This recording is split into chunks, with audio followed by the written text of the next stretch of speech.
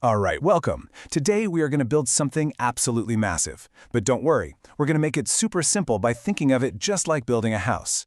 We're going to take the complex world of the cloud, specifically Microsoft Azure, and by the end of this, you'll basically have the architectural plans to understand it all, from the foundation right up to the smart home gadgets. So grab your hard hat and let's get started. So let's kick things off with a big question. What is the cloud, really? You know, back in the old days, if you wanted to run an application, you had to do everything yourself. I mean, everything. Buy the land, pour the concrete, build a data center, buy the servers. It was a massive, super expensive headache. The cloud just changes that entire game. It's like having access to a global construction company that's ready to build whatever you need, whenever you need it. So, where do we even begin? Well, just like any house, we start with the foundation. Because the cloud, it's not some fluffy, abstract idea floating around up there. It's physical. It's actual real estate, but on a global scale. And the foundation for our digital house is just absolutely enormous. And when I say enormous, the scale is just staggering. We're talking about Azure having over 60 of what they call regions all over the planet. Now, a region is really just a specific geographic location that's packed with a cluster of data centers. And why does this matter to you? Well, this huge global footprint lets you place your apps really close to your customers for amazing speed, or maybe keep them within certain countries to meet all those legal requirements. Okay, now let's zoom in a little bit. Inside many of those regions, you'll find something called availability zones. The easiest way to think of these is as separate, totally independent buildings on your plot of land. I mean, each one has its own power, its own cooling, its own network connection. So what happens if one building has a power outage? No big deal. Your application just keeps on running in the other buildings without skipping a beat. This is the secret sauce to the foundation's built-in resilience. Okay, our foundation is poured and it's solid, but we can't just start throwing up walls wherever we feel like it. Just like any real construction site, we need blueprints, we need rules. You got to keep things organized, secure, and most importantly, on budget. In the Azure world, we call this governance. So this is how you stay organized in this massive project.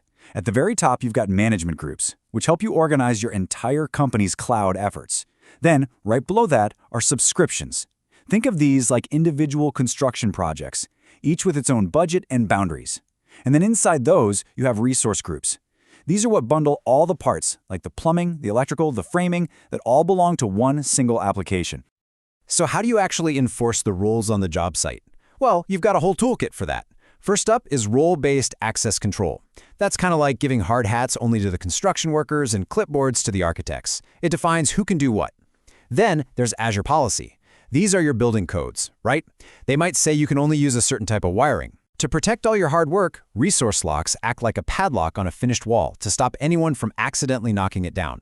And finally, tags are just simple labels you stick on everything to keep track of costs and who owns what. All right, now we come to a really big decision in our project.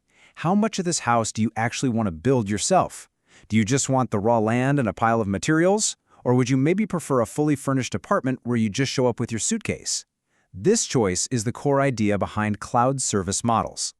And this is probably the biggest shift in thinking that the cloud introduced. Traditionally, building a data center was a huge capital expenditure, or CapEx. You had to pay for everything up front. The cloud moves you to an operational expenditure, or OpEx model. It's a total game changer. You don't buy the whole power plant, you just pay for the electricity you actually use. That flexibility is just incredible. And this table right here, this is how that choice plays out. With Infrastructure as a Service, or IaaS, Azure manages the physical foundation, but you build the whole house, the operating system, the apps, all of it.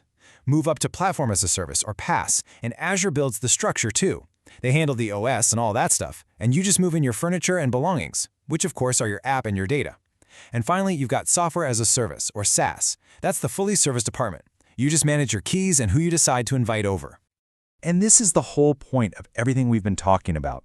Look, you don't get a competitive advantage by being the absolute best at managing servers or patching operating systems. Your unique value, the thing that makes you special, comes from your application and your data. The entire goal of the cloud is to let you focus your time and your energy right there on what truly, truly matters. Okay, the structure is up, the rules are in place, now it's time for the really fun part. This is like installing a state-of-the-art smart home system. Azure offers this incredible suite of powerful, pre-built services that you can just plug into your applications. So you want to add some intelligence to your app? Instead of trying to build it from scratch, imagine just plugging in a service that can look at a photo and identify objects, or listen to someone speaking and translate it instantly, or even read a customer review and tell you if it's positive or negative. That's literally plug-and-play AI. What if your digital house needs to connect to the physical world? Well, with IoT services, you can securely manage millions of devices. We're talking smart thermostats, factory sensors, delivery drones, you name it. You can get data streaming in from them and even push software updates out to them, all managed from the cloud.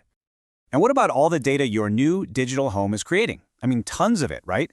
Azure gives you the heavy-duty tools to process enormous data sets, build these sophisticated data pipelines, and create powerful data warehouses that turn all that raw information into real business insights. Think of it like the central brain for your entire operation. So, there you have it. Let's take a quick step back. We started with the physical real estate, those global regions and availability zones. We laid out our blueprints with governance. We chose our level of involvement with IaaS, PaaS, and SaaS. And then we installed all those cool, innovative smart features. We've built the whole thing. You know, what you've just learned, these aren't just a bunch of technical terms. These are the fundamental concepts. They are the architectural plans for building pretty much anything in our modern digital world. You now basically understand how the world's computer is put together. So, we're going to leave you with this one thought. The construction site is open. The tools are all there, ready and waiting, and now you have the blueprint in your hands. So the only question left is, what will you build?